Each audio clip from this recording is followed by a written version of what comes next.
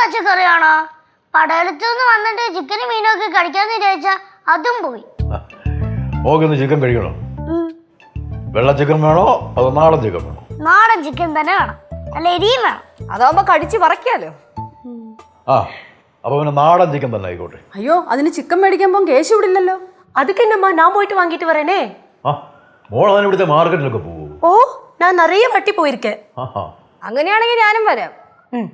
കേശു എവിടെ പോയെന്നാ പറഞ്ഞു? അവരെന്തോ കോളേജിൽ നിന്ന് 3 ദിവസത്തെ ക്യാമ്പിന് പോയതാ. എന്ത് ക്യാമ്പ്? NSS ക്യാമ്പ് ഇല്ലേ, നാഷണൽ സർവീസ് ക്യാമ്പ്. അതിന്.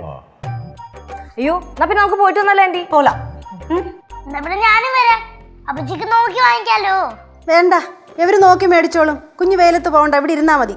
അപ്പൂപ്പാ, ആ അമ്മൂമ്മ പറഞ്ഞതല്ലേ ശരി. അപ്പൊ അമ്മൂമ്മ പറയുന്നത് കേട്ടാ മതി.